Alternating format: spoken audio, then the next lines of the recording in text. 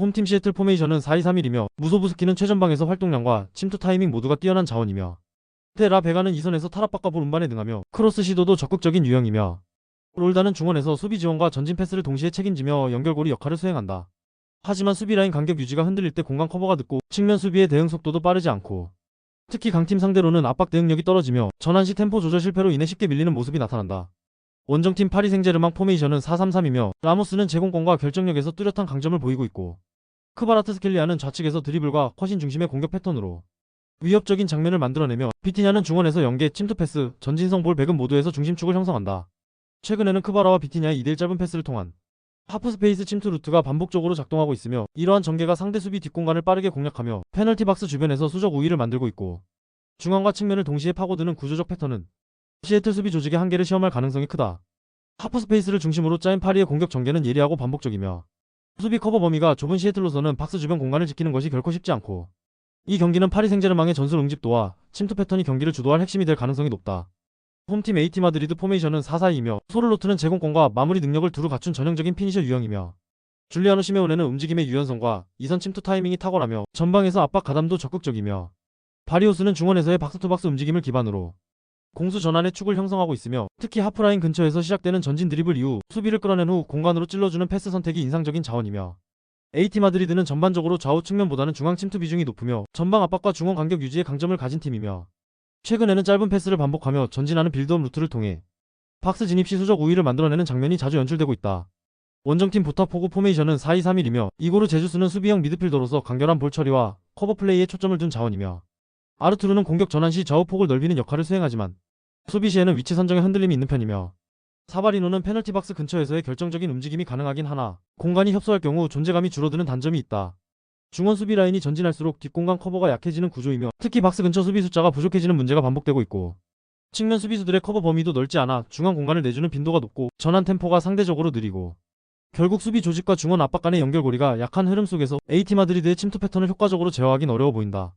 AT 마드리드는 중원과 박스 사이를 유기적으로 연결하며 수적 우위를 창출하는 구조가 완성되어 있고 보타포고는 중앙에서의 압박 실패 시 수비 뒷공간이 열리는 장면이 반복되고 있으며 대응 속도에서 밀리는 흐름이다. 이번 경기는 박스 근처에서의 조직 응집도 차이가 경기 양상을 가를 핵심 요소로 작용할 것이다. 홈팀 인터 마이애미 포메이션은 4-4-2이며 수아레스는 페널티 박스 내 마무리 집중도가 높고 연계 플레이에서도 무게 중심을 잘 잡아주는 자원이다. 세고비아는 우측에서의 폭발적인 침투와 하프스페이스 공략에 강점을 보이며 메시 역시 볼 운반과 페널티 박스 근접 지역에서의 창조성이 탁월하다. 인터 마이애미는 양측 풀백과 윙포워드가 동시에 측면에 넓게 서면서 숫자 우위 기반의 아이솔레이션 전술을 자주 활용한다.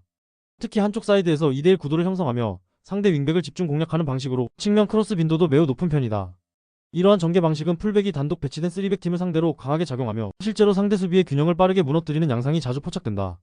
원정팀 팔메이라스 포메이션은 3-4-3이며 비토르 호케는 속도는 뛰어나나 1대1 상황에서 마무리 정확도에 기복이 있으며 문전 앞에서의 움직임도 예측 가능한 경향이 있다.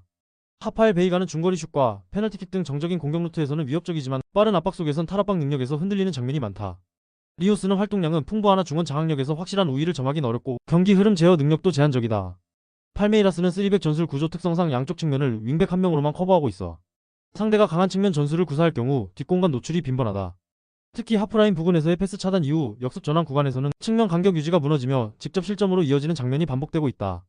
전술 구도에서 결정적 차이를 만드는 건 결국 측면 숫자 싸움이며 인터 마이애미는 구조적으로 완성된 2대1 전개 루트를 자주 활용하며 팔메이라스의 윙백 수비 전술과는 상극의 흐름을 형성하고 있고 결국 이 경기는 측면 전술 붕괴를 야기할 가능성이 높은 인터 마이애미가 흐름을 주도할 확률이 높다. 홈팀 포르투 포메이션은 3-4-3이며 사무 오모르디오는 높은 제공권을 앞세워 박스 안에서 포스트 플레이를 전개하며 기점 역할을 수행한다. BA라는 하프스페이스를 빠르게 파고들며 슈팅 루트를 열어내는 능력이 탁월하고 베이가는 탈압박 이후 짧은 연계를 통해 공격 템포를 조율한다. 포르투는 박스 근처에서 삼각 패턴으로 수비 라인을 흔들며 침투 타이밍을 엇갈리게 가져가 상대 수비를 갈라버리는 전개가 자주 포착된다.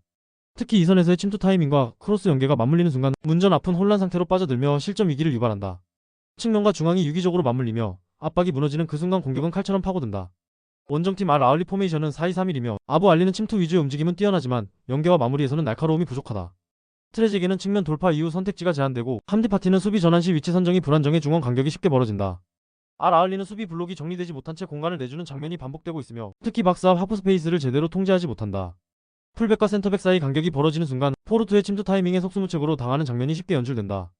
세컨드볼 대응도 늦고 전환 타이밍을 뺏기면 곧바로 박스 안에서 실점 위기에 직면한다. 이 경기는 박스앞 하퍼스페이스를 지배하는 팀과 무너지는 팀의 대결이며 포르투는 연계 타이밍과 공간 침투에서 날카로운 흐름을 유지하고 있으며 알아흘리는 이를 막아낼 조직력이 없고 결국 포르투의 전술이 알아흘리 수비를 깨뜨리고 흐름을 질 가능성에 무게를 둘 수밖에 없다.